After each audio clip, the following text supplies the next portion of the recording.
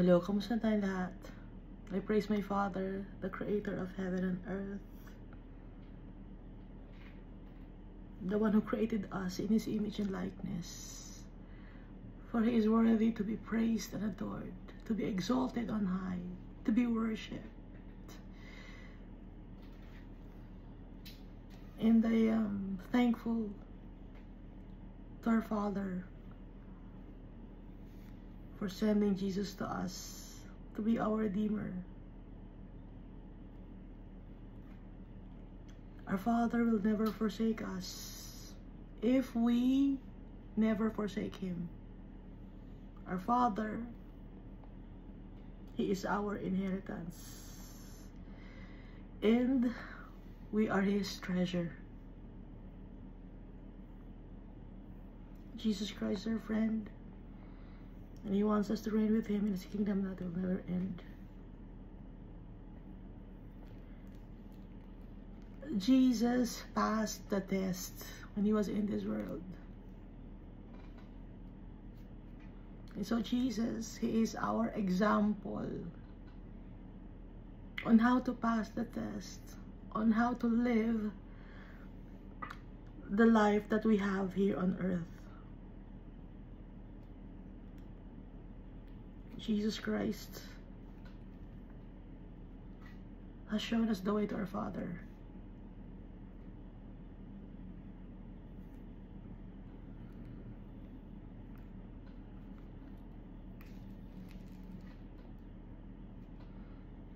And He doesn't call us servants anymore, but friends. We are the friends of Jesus Christ.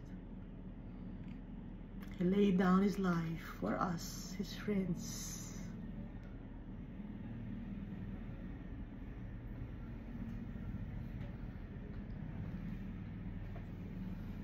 So last time we read 2 Chronicles chapter 19. So here in 2 Chronicles chapter 19, the Almighty Father reprimanded Jehoshaphat.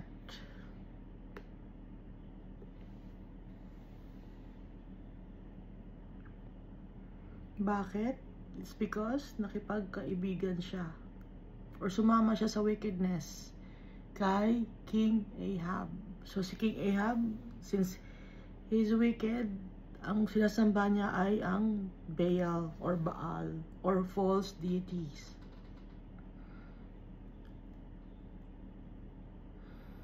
Muntik na mapahamak si Jehoshaphat. Pero si Almighty Father, iningatan siya. So tayo na mapahamak tayo, no? Pero iningatan tayo ni Almighty Father because He loves us.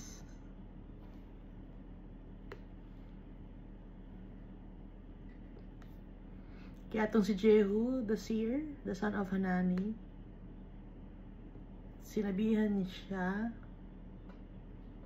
na ano ang merong pagkakapareho, ang wickedness doon sa mga goodness. Anong pagkakapareho nun? Wala. Should you help the wicked and love those who hate the Lord? So pag nakipagkaibigan tayo sa mga tao na galit kay Almighty Father, hindi naniniwala kay Almighty Father, kanino ka magiging loyal or faithful? Yun ang ibig sabihin dito. Dahil may tendency na mahawa ka, dahil ang mga bad spirit nakakahawa or tumatalon sila. Nang i-impluwensya sila.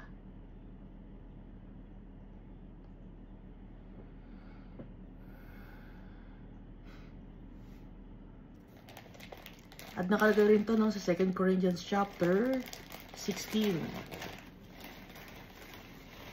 Ang importante, tayo ang makahikayat sa mga tao to obey the Almighty Father. Yung importante, hindi yung tayo ang may hikayat ng ibang tao to do wickedness.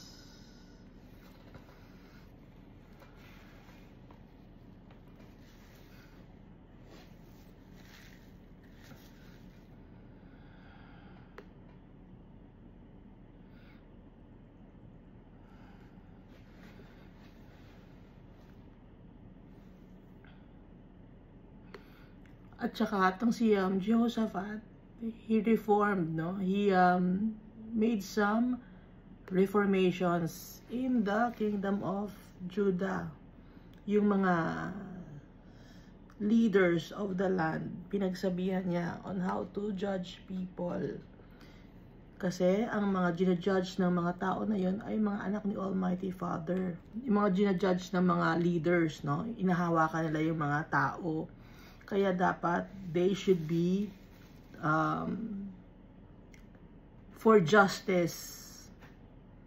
No partiality or no taking of bribes.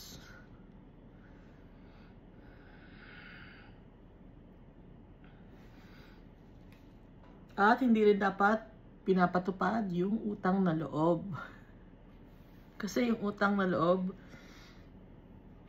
gagawa ka ng kasamaan dahil may utang na loob ko sa isang tao.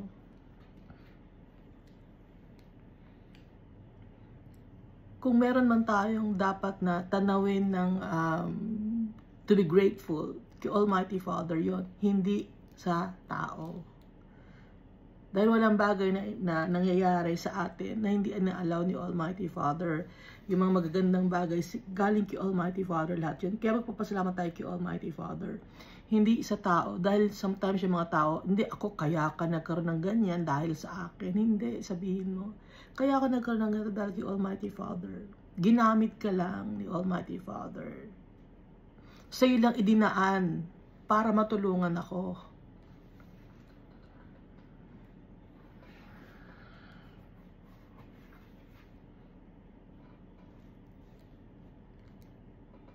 Kaya nagiging magulo ang mundo dahil sa wickedness, no? Nagkakampi-kampihan ng wickedness, kaya hawa-hawa na. Tandaan natin, nagsisimula ang wickedness saan? Yung king, chine-check ni Almighty Father yung king, yung leader of the land, kung maayos yung leader ng land, maayos din ang mga tao. Ngayon, bakit tayo magulo? Ang society purong-puno ng wickedness, greediness, kaya magulo ang mundo. Hindi lang tayo dito na mga common people, no? Kundi abot yon hanggang sa leader of the land.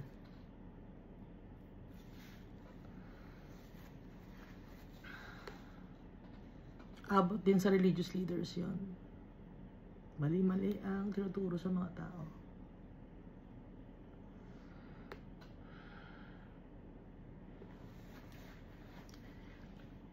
At yung mga religious leaders na pag nakakakita ng mayaman, na gusto nilang tulungan at ipag-pray ang mga mayayaman kumpara sa mga mahihirap. Ang nakalagay, no partiality dapat. Act in the fear of the Lord, faithfully and with a loyal heart. Ganon tayo dapat umakto. May takot kay Almighty Father at faithful tayo sa Kanya at loyal yung heart natin. Hindi tayo loyal sa mga kaibigan, hindi tayo loyal sa family, dahil ang real friend natin, ang real family natin, si Almighty Father. Ang real friend natin, si Jesus Christ. Ibinigay niya yung buhay niya sa atin. Meron ba kayong kaibigan na ibinigay ang buhay niya sa inyo? Wala, di ba? Si Jesus Christ lang. Nag-iisa si Jesus Christ.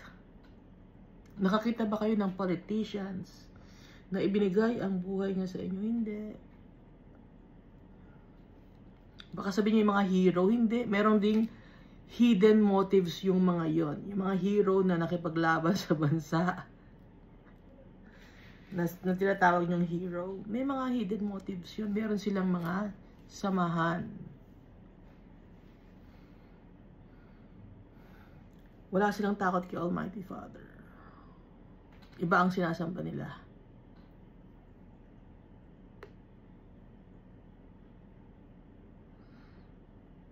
Kaya kung may takot tayo kay Almighty Father, kung loyal ang heart natin, kung faithful tayo sa Kanya, yung mga laws ni Almighty Father, masusunod natin, yung mga commandments niya, yung statutes, yung ordinances, yung mga orders niya, gagawin natin. Dahil pag nagkasala tayo, napalayo tayo kay Almighty Father, paparusahan niya tayo. Bakit? Akala ko ba loving si Almighty Father? He is a loving God. A very loving Father. He's full of love. That's why He created us. At itinutuwid niya tayo. Kaya niya tayo pinaparusahan. Gusto niya tayong maging maayos. For us to claim our inheritance, our birthright. Si Jesus Christ, He suffered while He was in this world. Kahit hindi siya nagkasala. Kaya si Jesus Christ yung example natin. May nabasa ako, no? Maraming mga tao sa internet or mga tao na nabasa ko sa internet na they take their own lives. Maraming reason yung mga tao bakit sila kasi siya, ganun ang ginawa niya, ganun ang ginawa sa kanya, inapi siya nung bata siya. Inapi siya nung yaya niya kasi nung bata siya, kaya nagkaroon siya ng mental issue. Inapi siya ng mga tao, ng kamag-anak niya, kaya siya, he took his own life. Kaya niya ginawa yon. Kaya niya, that's why he unalive himself or herself. Kasi nga, dahil sa inabuso siya, physically, verbally. Titingnan ngayon natin si Jesus Christ. Ano nangyari kay Jesus Christ? Physically, sinaktan siya. Verbally, minura siya, hinila yung bigote niya, sinapak siya. Sa public, pinahiya siya, hinabaran siya sa public. Pinako siya sa cross, pinatay siya. Kaya wala tayong magiging rason. Hindi rason yun. Maraming mga tao ang naabuso verbally ng bata pa, no? Pero hindi lahat ng tao, they take their own lives. Bakit? Anong nangyayari? Bakit nila ginawa yun? Napalayo kay Almighty Father. Hindi nakinig kay Almighty Father.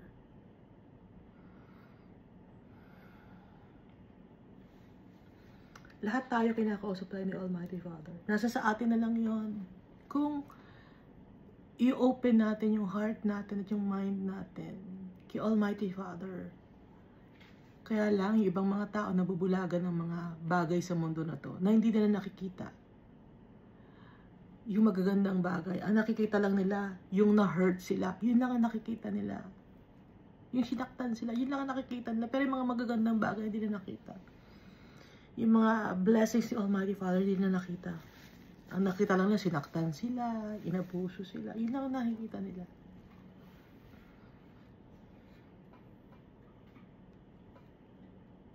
May mga tao, wala silang magulang. May mga tao, hindi mayaman. Madami. Nag-struggle din sa buhay na ito. Nakikipaglaban sa buhay na to.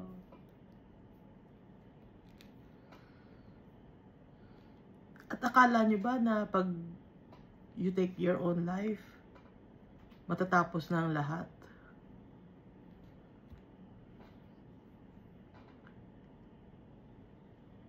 Yung buhay dito sa mundo may ending. Ibig sabihin may, yung mga problems natin dito sa mundo, natatapos din. Natatapos din. Kaso nga alam, may dati na problema. Natatapos din. Ngayon, if you take your own life, natapos na ang buhay mo dito sa mundo, mag-i-start ka ngayon ang buhay mo sa eternal damnation. Aminin natin na yung mga tao na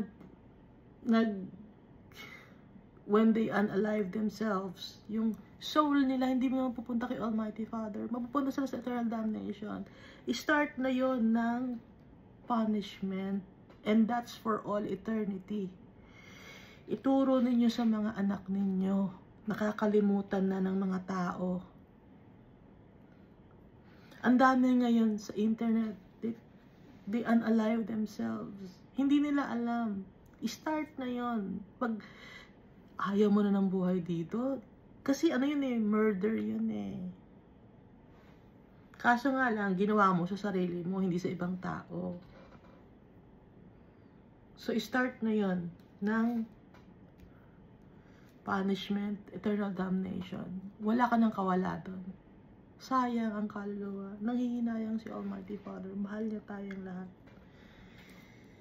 Kaya hindi lahat ng mga tao makakapunta sa heaven. 1/3 lang.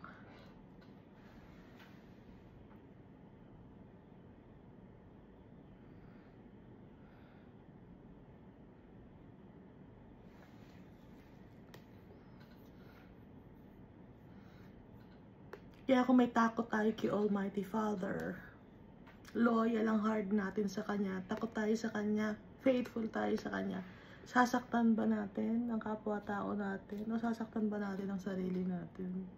Nagpapasalamat ako kay Almighty Father because He saved me from myself. Lahat tayo may tendency, no, to hurt ourselves. Lahat tayo may tendency. Si Almighty Father, He-save niya ang mga tao because of His great love for us. That's why He said, Jesus Christ. Ipakita sa atin na yung buhay talaga dito sa mundo, hindi madali. Si Jesus na mismo ang nagsabi, huwag na kayo matakot, I have overcome the world.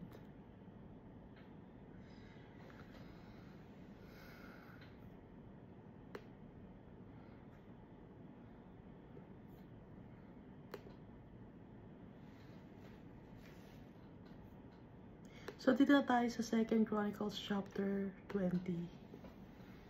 It happened after this that the people of Moab, with the people of Ammon, people of Moab and Ammon, that's, today it's Jordan, and the others with them besides the Ammonites, came to battle against Jehoshaphat.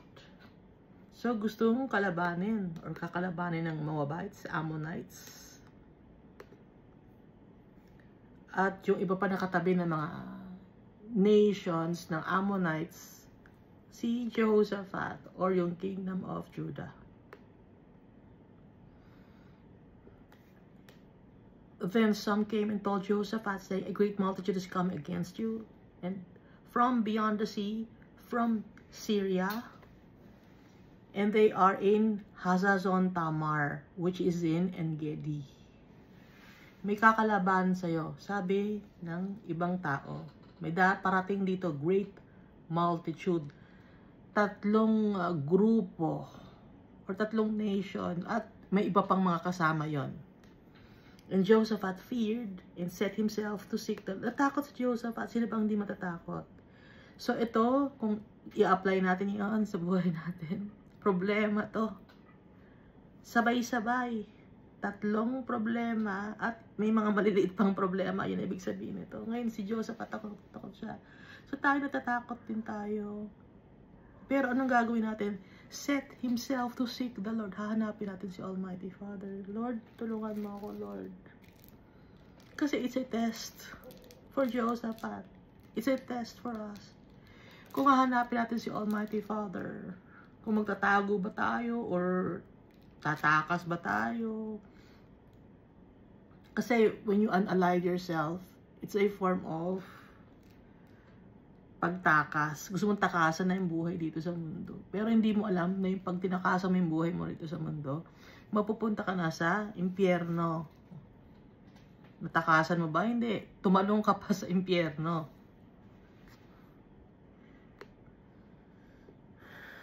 Usually, mga bata ang gumagawa ng ngayon. Mga 16 to 30 years old.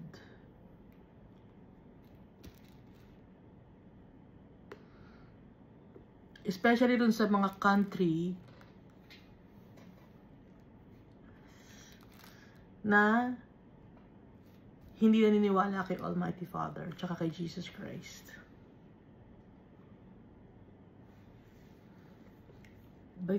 Jehoshaphat feared and set himself to seek the Lord and proclaim a fast throughout all Judah. So it's like a calamity or problem. na malaki.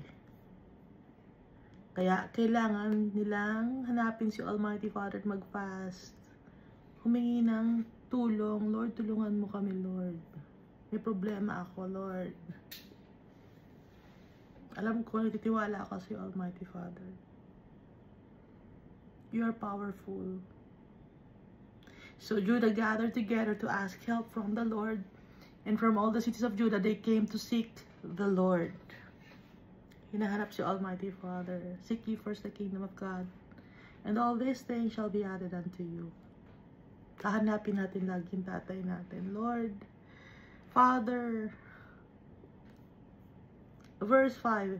Then Jehoshaphat stood in the assembly of Judah and Jerusalem in the house of the Lord before the new court. So si Jehoshaphat, kinausap niya yung mga tao, no? And said, O Lord God of our fathers, are you not God in heaven? So kaharap niya yung mga tao, nagpe-pray sila ng sabay-sabay. In a great assembly yon. Gito dapat ang ginagawa natin. Sa pag may mga problemang darating. Pero hindi gito ang ginagawa ng country natin or ng ibang mga tao dahil may mga tao na atheist or iba ang mga beliefs nila. Kaya sira ang mundo natin. Kung ganito sana ang gagawin natin, no, na sama-sama tayo in worshiping the Almighty Father, trusting in the name of Jesus through the power of the Holy Spirit, maganda sana ang nation natin. Maganda sana ang ating kalalagyan, pero hindi. Wicked tayo. Walang good sa atin. May narinig din akong tao nagsasabi na hindi siguro ako mabuting tao. Talagang hindi ka mabuting tao dahil walang taong mabuti. Lahat tayo nagkasala. All have sinned and fall short. Ano nga yan? All have sinned and fallen short. No? Lahat tayo. Romans chapter 3 verse 23. For all have sinned and come short of the glory of God. Lahat tayo, walang good. Kasi some people aspire to be good. Hindi mangyayari yun. Magiging good lang tayo if we have Jesus Christ in our hearts. Pag kinuha na tayo ni Jesus Christ. Nilinis tayo ng kanyang precious blood. Doon tayo magiging good. Hanggat nandito tayo sa mundo, wickedness ang nandito. Paglabas mo na ng bahay, makikita mo yung kapitbahay mo, naiinis ka na. O, good ka ba? Hindi ka good. Kahit di ka labas sa bahay, buksan mo lang yung internet eh. Mag-browse ka. Ano nangyayari sa mundo na to? Nakakayos sa mga taon to ah. Good ka ba? Hindi. Walang good. Kaya araw-araw magpe-pray tayo. So, itong si Jehoshaphat, pinatawag niya yung mga tao to pray, no? O Lord God of our fathers, are you not God in heaven? And do you not rule over all the kingdoms of the nations? And in your hand, is there not power and might, so that no one is able to withstand you? Hindi ba makapangyarihan ka, Almighty Father? Kayang-kaya mo lahat tanggalin ang mga problema namin. Ikaw ang nag-create sa amin. Powerful ka, mighty ka. Walang makakatapol sa'yo, walang makakapag-surpass ng power mo. Are you not our God who drove out the inhabitants of this land before your people Israel and gave it to the descendants of Abraham, your friend forever? Di ba ibinigay mo sa iyong kaibigan? Si Abraham. Yung tatay natin, ano? Hindi lang natin siya God. Hindi lang natin siya Father. Hindi natin siya Creator. Friend din natin siya, gaya ni Jesus Christ. Kaya kakausapin natin yung tatay natin. Welcome na welcome tayo kay Almighty Father to call on His name. He wants to talk to us. Always. And they dwelt in it and have built you a sanctuary in it for your name. Yun ang sabi ni Jehoshaphat. If disaster comes upon us, sword, judgment, pestilence, or famine, we will stand before this temple and in your presence. For your name is in this temple and cried out to you in our affliction. And you will hear and save. Alam ko, pag umiyak kami sa iyo, sa iyong presensya, Lord God, nandito kami sa temple mo. Iiyak namin lahat ng mga problema namin, mga disaster na nangyayari sa amin. Alam kong tutulungan mo kami dahil madididig mo kami dahil kami ay iyong mga anak, ikaw ang aming Diyos. Ito ang sinasabi ni Jehoshaphat. Ganoon din ang prayers natin dapat. Ikaw ang aming Diyos. Ikaw nagsasave sa amin. At yung temple, asan ang temple ni Almighty Father? Yung hearts natin, tayo mismo. Kaya anytime, anywhere, we can talk to our Father. And He delights in talking to us. Verse 10, and now here are the people of Ammon, Moab, and Mount Seir, whom you would not let Israel invade when they came out of the land of Egypt, but they turned from them and did not destroy them. Andito na ngayon yung mga tao, mga Ammonites, Moabites, tsaka yung mga tao sa Mount Seir. Hindi mo sila hinayaan na i-invade ang Israel. Nung lumabas ang mga Israel from Egypt.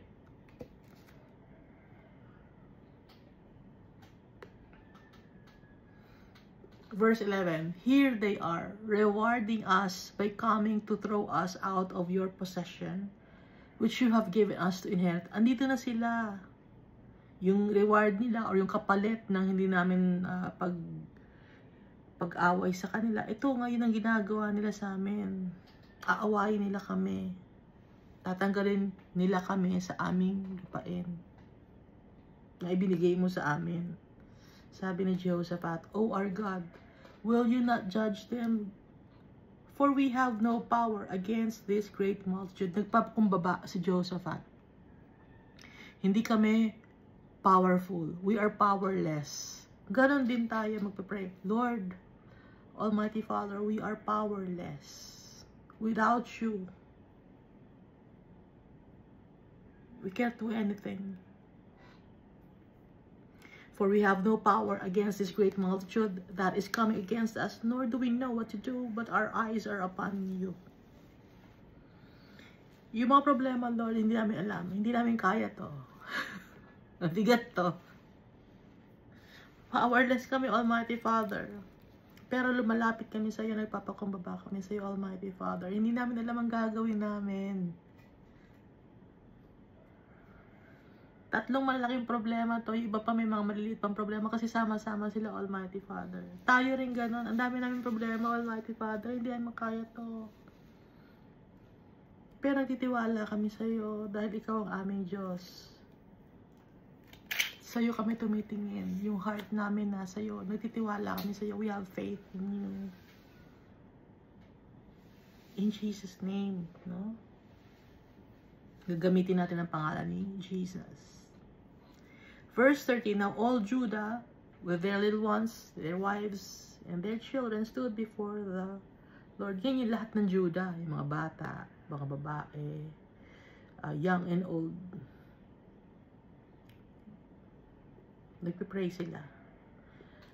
Then the Spirit of the Lord came upon Jehaziel, the son of Zechariah, the son of Benaiah. The Spirit of the Lord. The son of Jael, the son of Mattaniah, a Levite of the sons of Asaph, in the midst of the assembly. Verse 15, and he said, listen, all you of Judah, and you inhabitants of Jerusalem, and you, King Jehoshaphat, thus says the Lord to you. May gift, no? Dahil nga itong Spirit, the Almighty Father, kinausap si Jehoshaphat using Jahaziel. So may ginamit na tao si Almighty Father to communicate with Jehoshaphat para marinig ni Jehoshaphat. And he said, listen, all you of Judah, and you inhabitants of Jerusalem, and you, King Jehoshaphat, thus says the Lord to you, do not be afraid nor dismayed. So tayo, hindi na tayo matatakot, hindi na tayo intimidate or discouraged. Because of this great multitude, for the battle is not yours, but God's. Yung mga problema natin, hindi tayong makikipaglaban. Hindi natin kaya yun. Ibibigay natin kay Almighty Father at si Almighty Father i-acknowledge ngayon yun. And so, anong sabi ni Almighty Father? The battle is not yours, but God's. Si Almighty Father ang makikipaglaban para sa atin.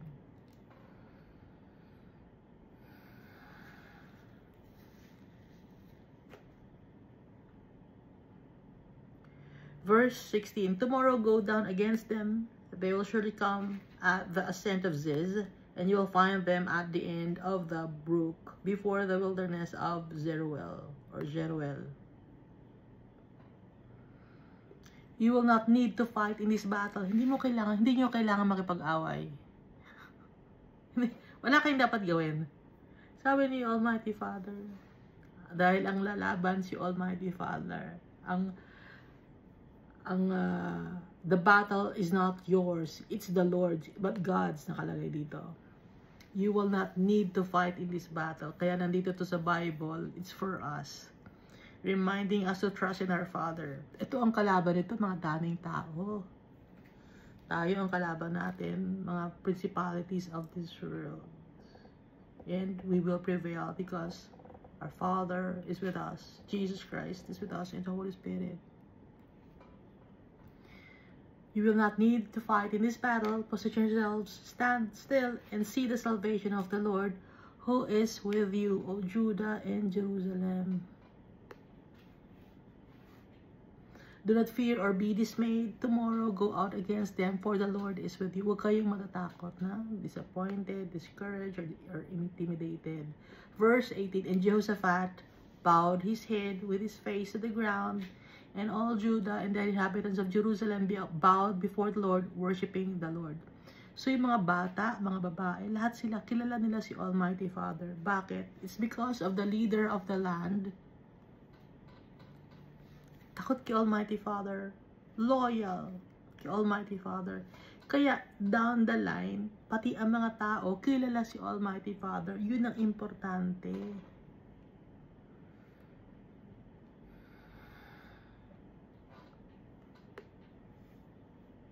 Verse 19, then the Levites, or the children of the Kohathites, and of the children of the Korahites, stood up to praise the Lord God of Israel with voices loud and high. Nag-praise na agad sila. Wala pa mang nangyayari, no? Nagsabi lang si Almighty Father, mananalo kayo, hindi ko kayo pababayaan, iingatan ko kayo, huwag kayong matakot. Do not be intimidated or nagpasalamat na agad sila. Sa tayo, ganun din. Pag nagpapray tayo, Lord, may problema ako. And then, anong gagawin natin? Magpapasalamat agad tayo kay Almighty Father dahil alam natin na tutulungan niya tayo.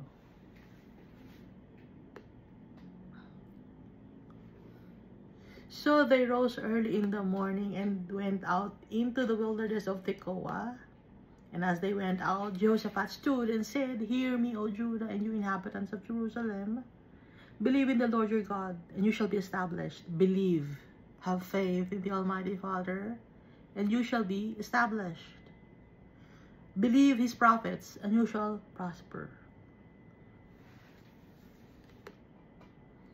So may gift of prophecy, no? Itong sino nga yun? Si Jahaziel.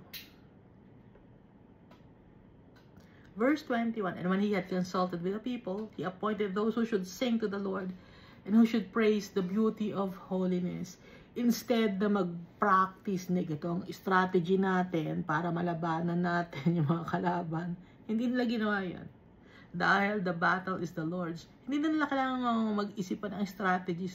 Anong strategy? Kahit na pang strategy mo, kung hindi ka faithful kay Almighty Father, matatalo ka. Kahit paanong planuhin mo para maging successful, hindi ka magiging successful if you don't have the Almighty Father in your heart. Hindi naging successful yung business ko. O naging successful man, time will come, anong mangyayari sa buhay mo? Masisira ang buhay mo.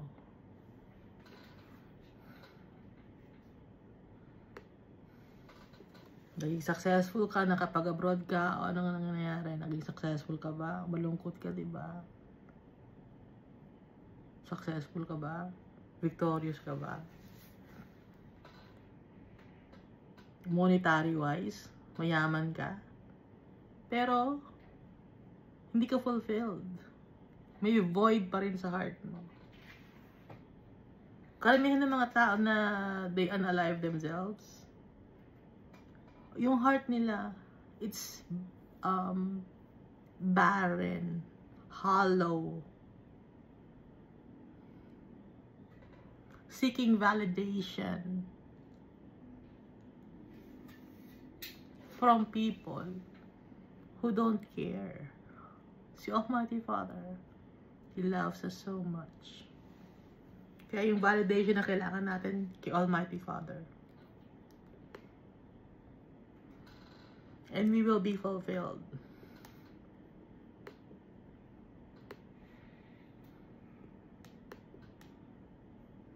So, anong ginawa ng mga tao?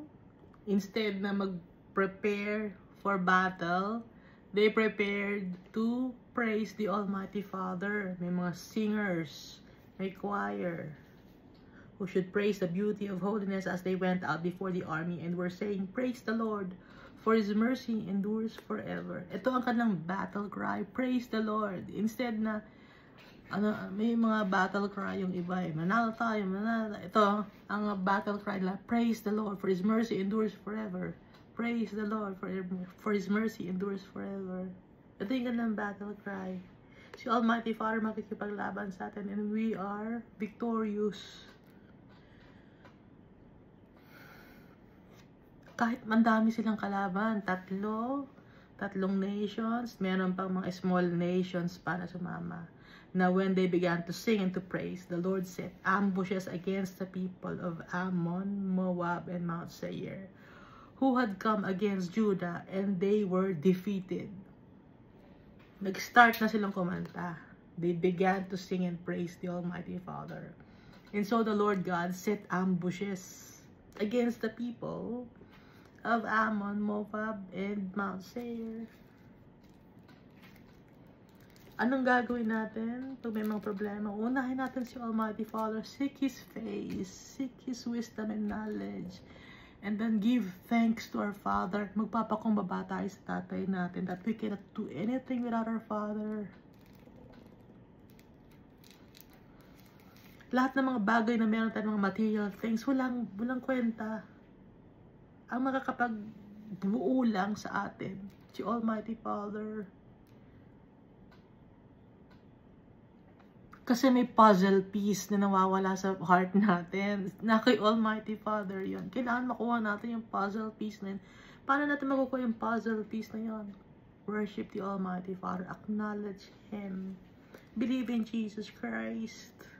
Through the power of the Holy Spirit. Makukuha natin yung puzzle na yun. Mapupunta sa heart natin. And now we know si Almighty Father. He is the one who will complete us or completes us.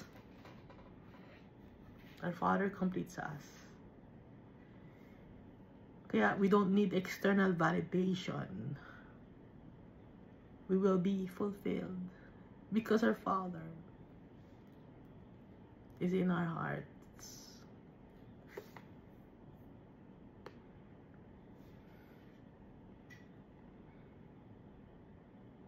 Our Father is good.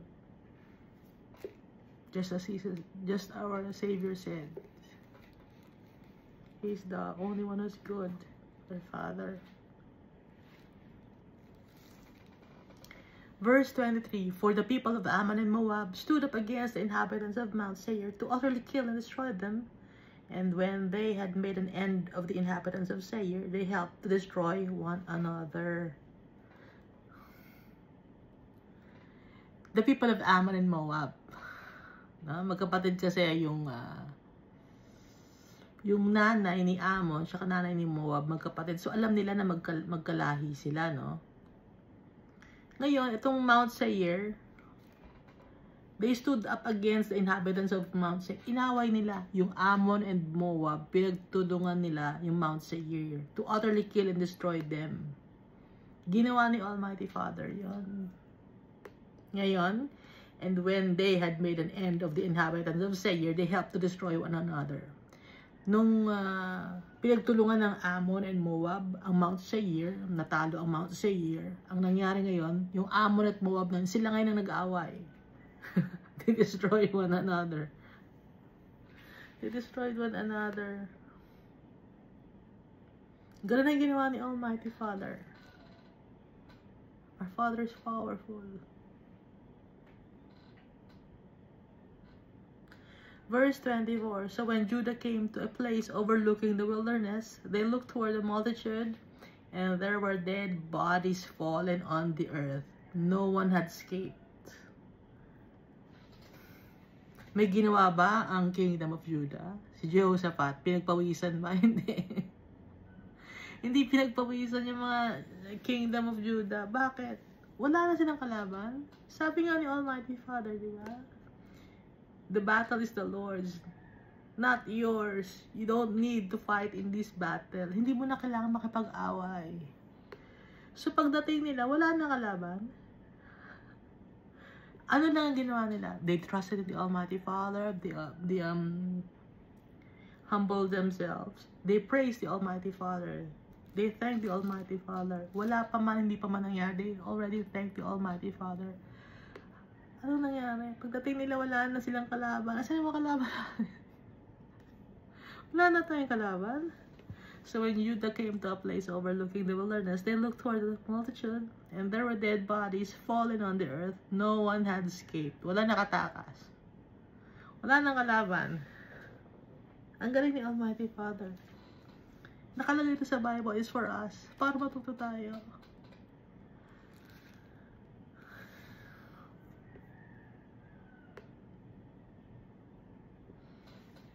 Example for us, testimony.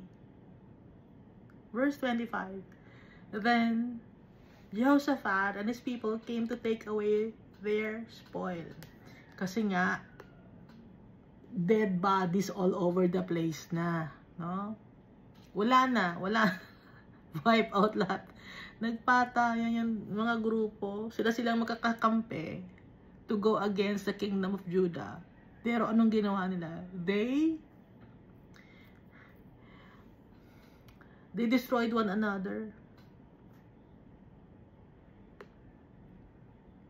That's the power of the Almighty Father.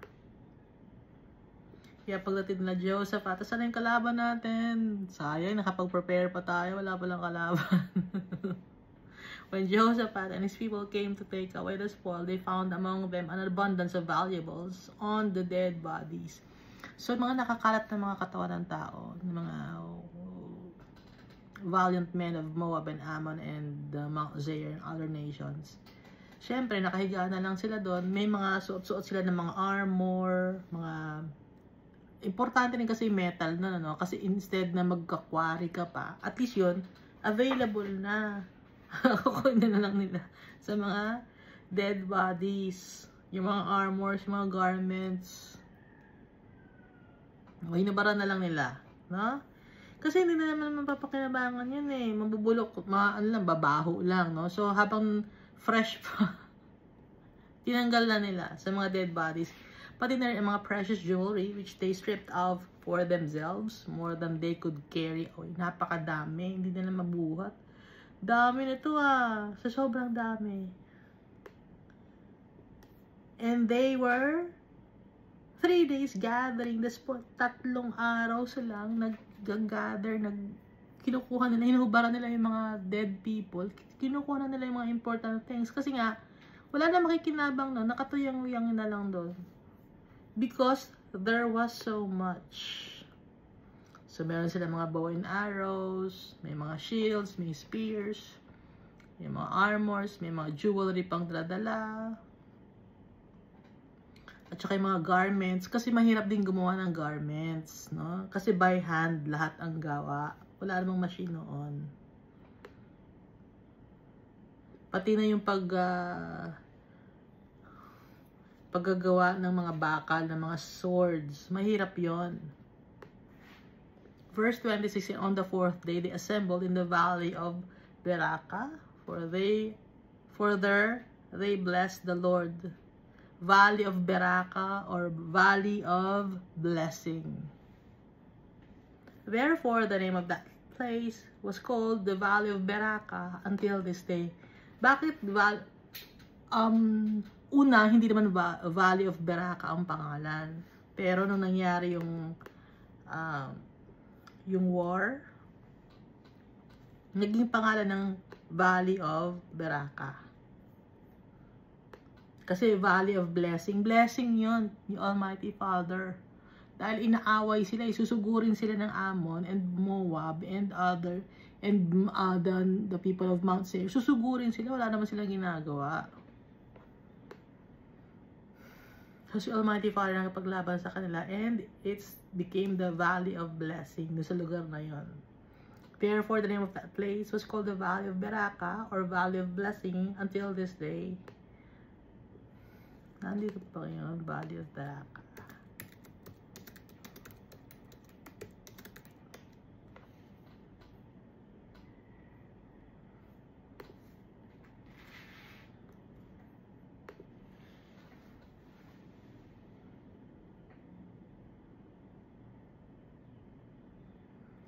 The valley is on the main road from Hebron to Jerusalem.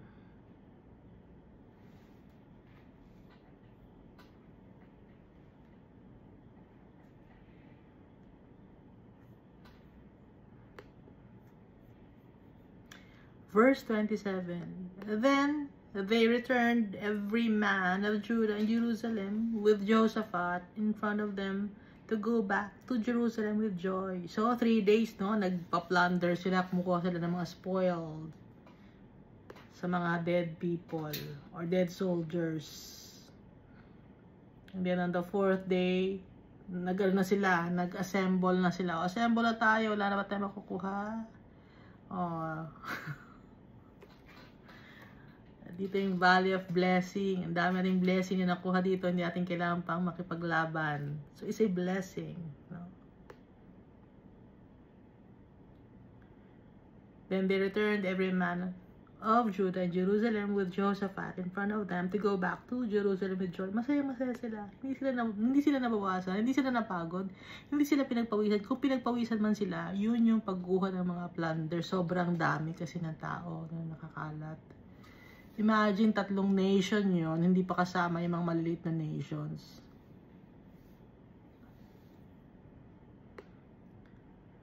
For the Lord had made them rejoice over their enemies. So they came to Jerusalem with stringed instruments and harps and trumpets to the house of the Lord. So nagpasalamat pa rin sila kay Almighty Father hanggang sa pag-uwi nila. And the fear of God was on all kingdoms of those countries when they heard that the Lord had fought against the enemies of Israel.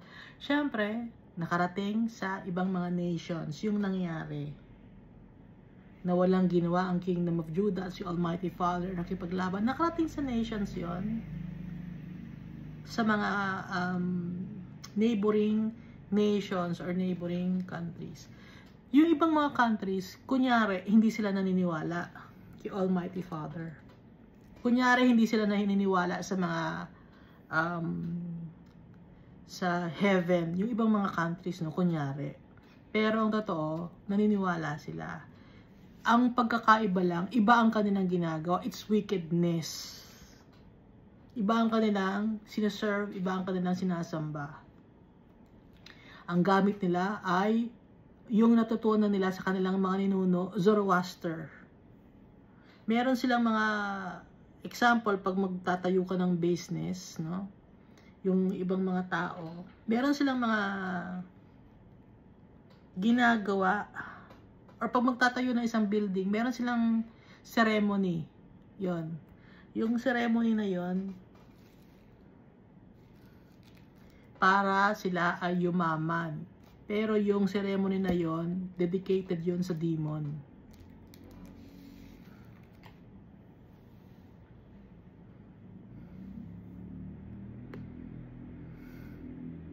Example, pag magpapatayo ka ng batas, magpapatay ka ng manok.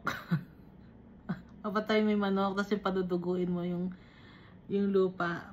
Doon mo itatayo yung bahay. Sa Doon sa pinatayan mo ng manok, may dugo ng manok, iaano mo. Ano yung ceremonious yun? Ceremony yun eh.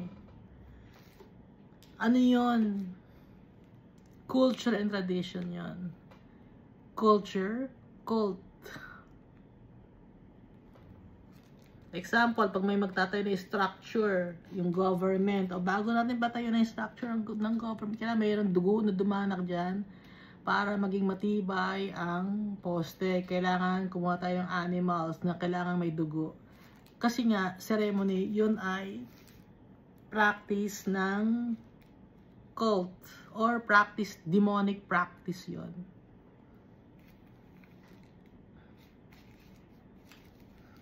Hindi ganoon si Almighty Father. Kaya yung iba sasabihin nila Christian sila pero ginagawa yung mga ganoon. That's demonic. Ha? Hindi mo pwedeng pagsabayin or pagsamahin si Almighty Father at saka yung mga ganong practices. Or, example, meron kang anting-anting tapos you believe in the Almighty Father and Jesus Christ and the Holy Spirit. Pero may anting-anting ka. That's demonic. Hindi mo pwedeng pagsabayin yung naniniwala ka sa anting-anting o sa charms kay Almighty Father, kay Jesus, saka sa Holy Spirit. Alin doon ikaw? Doon ka sa charm or sa anting-anting o doon ka kay Jesus Christ, Almighty Father, at sa Holy Spirit? Yun lang, ha? Mamimili ka lang.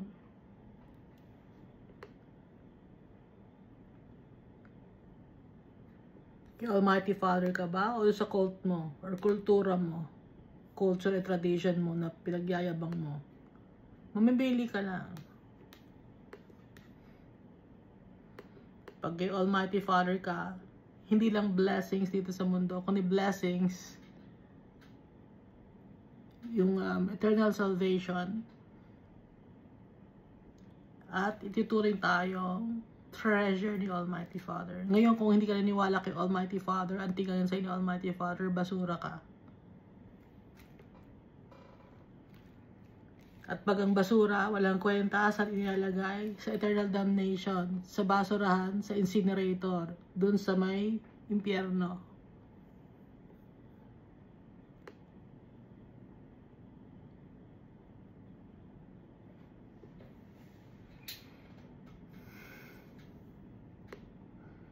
Kaya dito, yung mga neighboring countries, takot na to fight against the Israelites, or particularly the kingdom of Judah.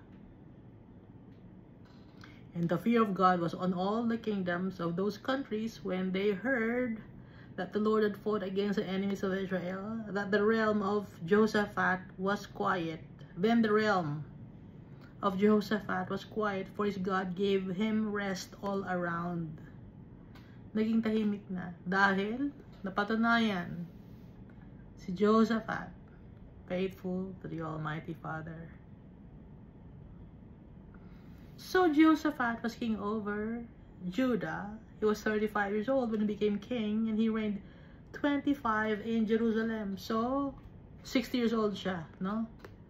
His mother's name was Azubah, the daughter of Shilhi. Mababasa rin ito, no? Sa 1 Kings chapter 22. Dito binabanggit si Jehoshaphat. So, 60 years old siya when the Lord called him to go home.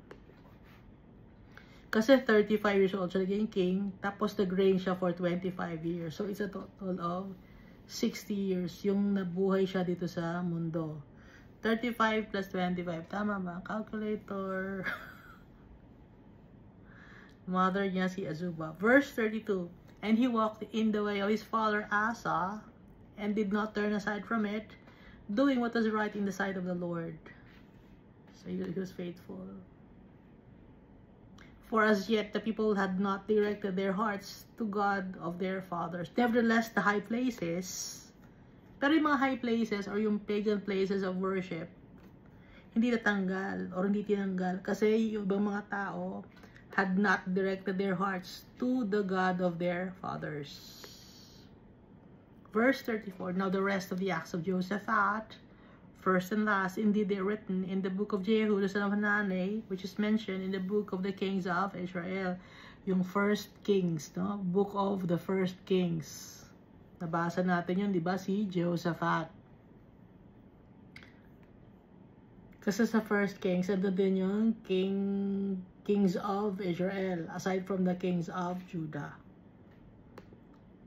Verse 35, after this, Jehoshaphat, king of Judah, allied himself with Ahaziah, king of Israel, who acted very wickedly. So, itong si Ahaziah, he was the king of Israel after King Ahab died.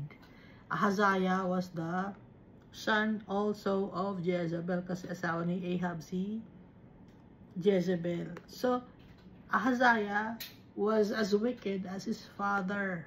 Si Ahaziah also was the brother of Athaliah or Athaliah.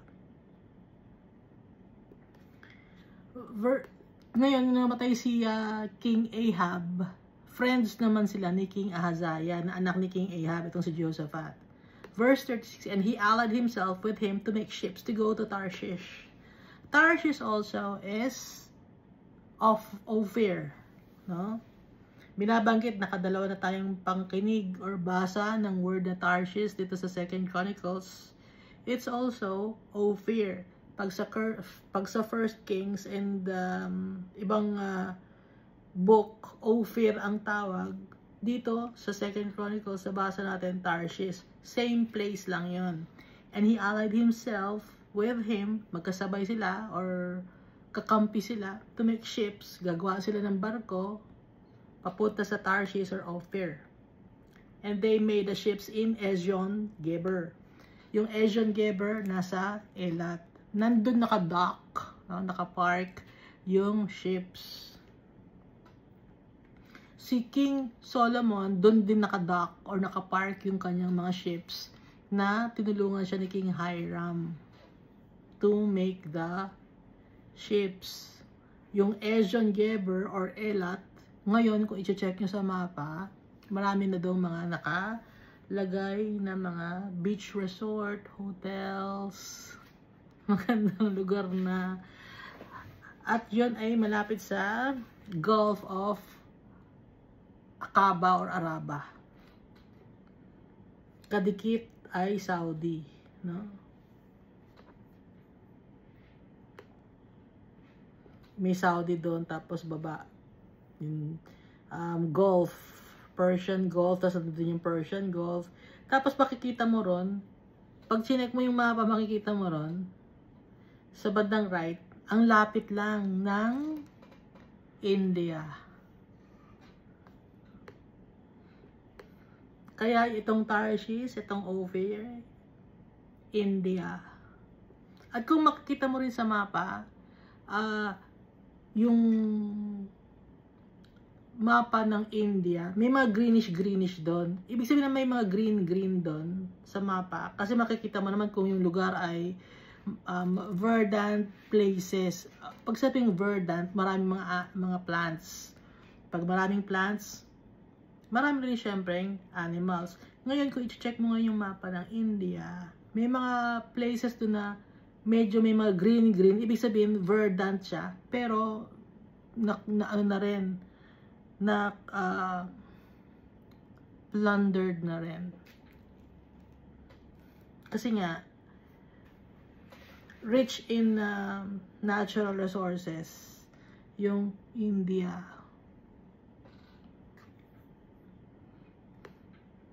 Kaya naging sira yung India dahil nga maraming mga nations ang nagpunta sa India to plunder India. Ginamit yung India. Kaya ang gulo ng country na yun ngayon.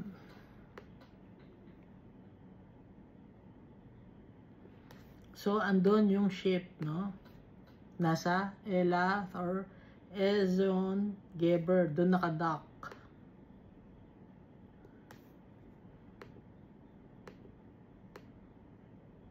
Mahal magpunta dito sa ngayon sa Elath or Ezion Geber.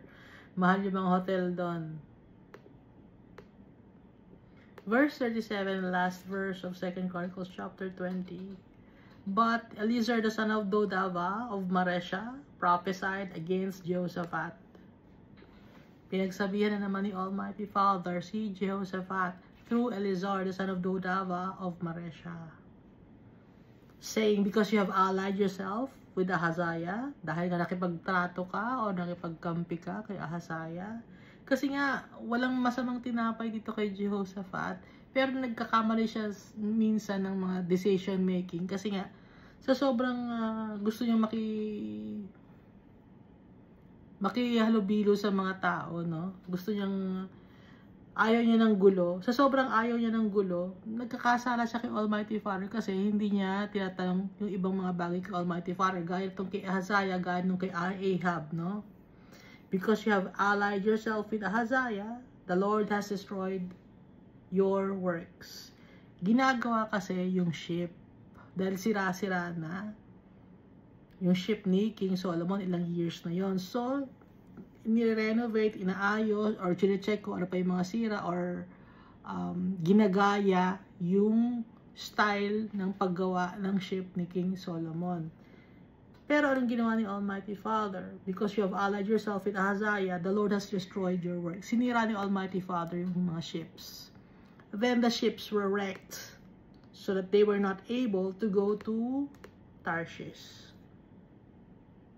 Hindi siya nakapunta ng Tarshish kasi nga sinira ni Almighty Father. Hindi niya gusto na nakikipag-allied si Jehoshaphat, his child, kay Ahaziah na anak ni Ahab na wicked.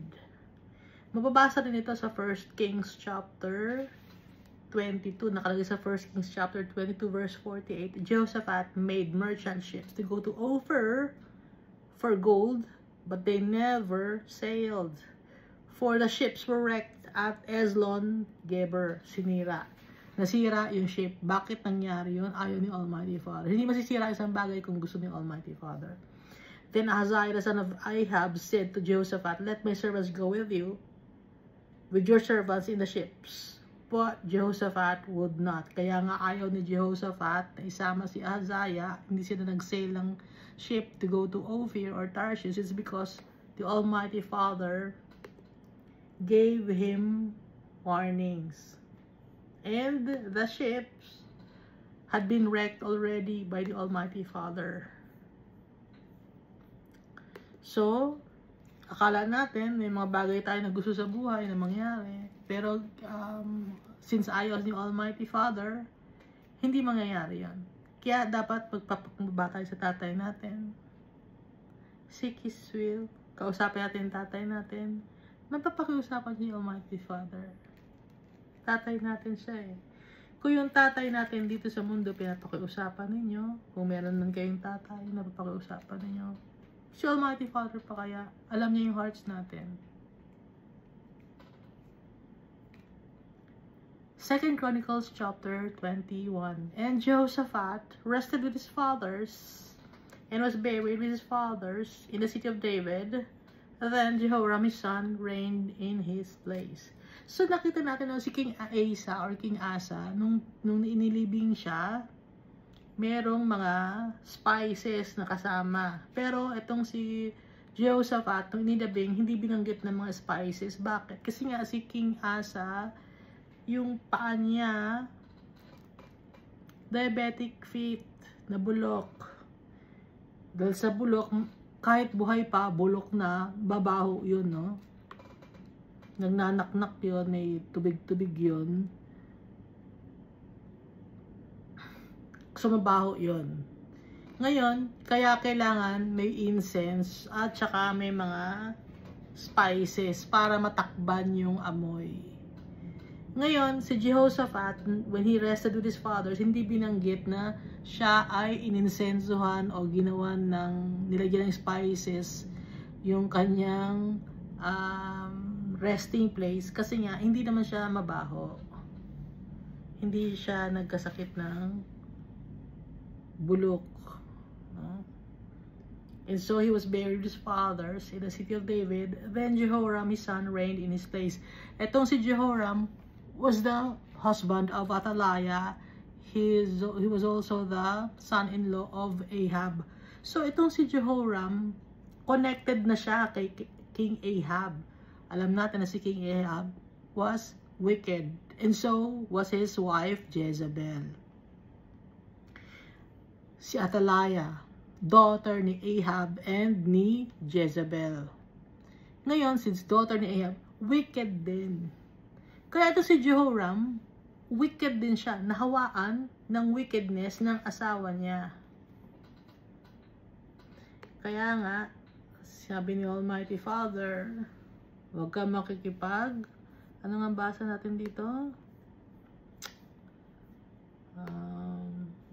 Do not be unequally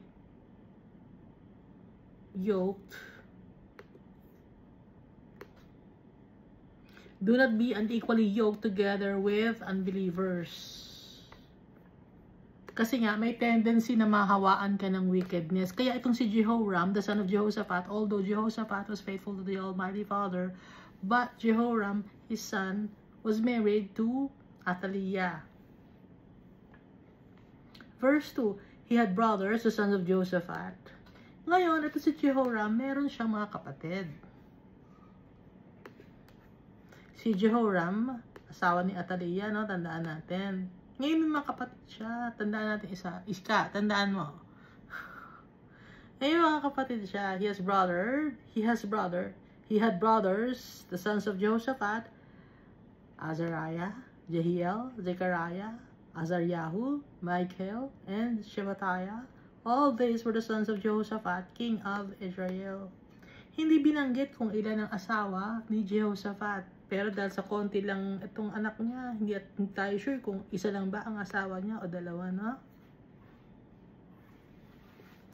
Their father gave them great gifts. So si Jehoshaphat, nagbigay ng magagandang gifts sa kanyang mga anak kay Azariah, Jehiel, Zechariah, Azaryahu, Michael, and Shephatiah. Of silver and gold and precious things, with 45 cities in Judah, but he gave the kingdom to Jehoram because he was the firstborn. Dahil panganay si Jehoram, sa kanya binigay ang kingdom of Judah. He became king. Whereas the other brothers, they were given 45 cities. So, parang mga mayor, gano'n. Parang leader or governor. Yun ang binigyan na posisyon ni Jehoshaphat sa kanyang mga anak. Pero si Jehoram, since he was the firstborn, yung buong kingdom of Judah, siya ang nag-reign as king. Now when Jehoram was established over the kingdom of his father, because Jehoshaphat died when Jehoram became king, of course, because he was established over the kingdom of his father, he strengthened himself and killed all his brothers with a sword. Pinatay lahat ni Jehoram ang kanyang mga kapatid. And also others of the princes of Israel. How wicked Jehoram was. Greedy, selfish. Masama ang mind ni Jehoram. Why? Sino ang asawa niya? Si Athaliah. Si Athaliah, sino ang magulang ni Athaliah? Jezebel and Ahab, both demon-possessed spouses. Kaya nahawaan itong si Jehoram ng wickedness. So he killed all his brothers with a sword. Binigyan na nga ng kanya-kanyang posisyon. So hindi naman aagawin sa kanya. Ngayon, bakit ganun to ang mind ni Jehoram? Pinapatay niya ang kanyang mga brothers. Isip niya na nakawin ng mga kapatid niya ang kanyang posisyon.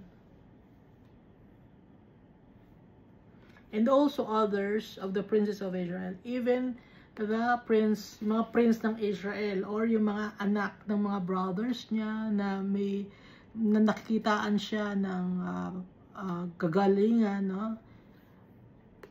May insecurity itong si Jehoram.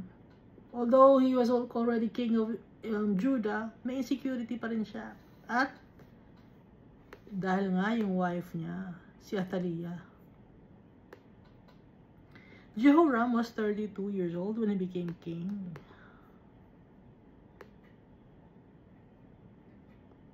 So, nung 32 years old si Jehoram, so 60 na si Jehoshaphat, no?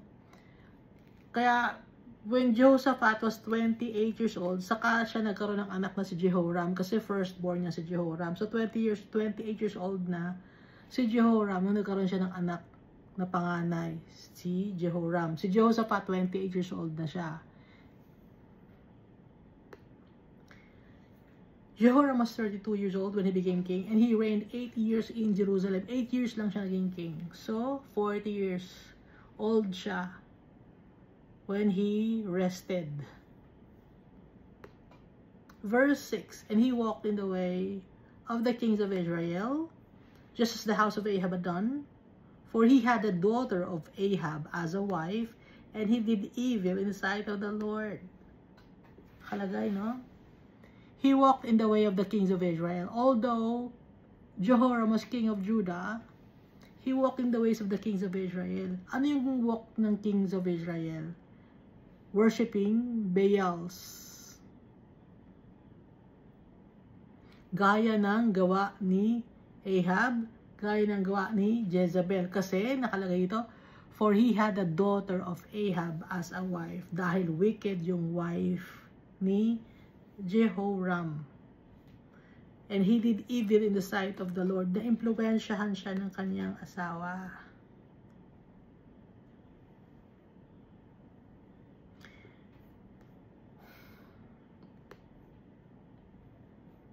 Yet the Lord would not destroy the house of David because of the covenant that he had made with David. And since he had promised to give a lamp to him and to his sons forever, hindi matanggal ni Almighty Father yung house of David just because of Jehoram, dahil yung promise ni Almighty Father. May promise si Almighty Father kay David.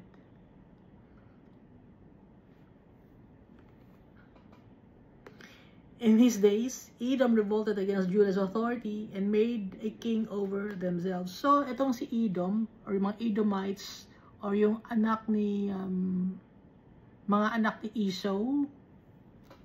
Kilala natin, di ba, si Jacob, magkapatid niya, si Esau. Itong Edomites, ito ay mga, sa ngayon, ito ay Saudi, no? Mga Middle Eastern countries. Meron silang sarilang king. Kaya ngayon, di ba, may king pa rin yung ibang mga countries sa Middle East. Verse 9, so Jehoram went out with his officers and all his chariots with him, and he rose by night and attacked the Edomites who had surrounded him and the captains of the chariots. Inaway niya ang mga Edomites kasama ang kanyang mga officers. Thus, Edom has been in revolt against Judah's authority to this day. At that time, Libnah revolted against his rule because he had forsaken the Lord God of his fathers. Nagulo ang buhay ni Jehoram. Nagulo ang Edom. Dati, yung Edom kakampi nila. Ngayon, hindi na. Up to now. Bakit? Ano nangyari? It's because of Jehoram's wickedness. Kaya tayo, lalapit tayo lagi kay Almighty Father. Magpapakumbaba tayo sa Kanya. Seek His heart. Seek His will. Our Father is good. He is just. He is righteous. And He wants what is best for us.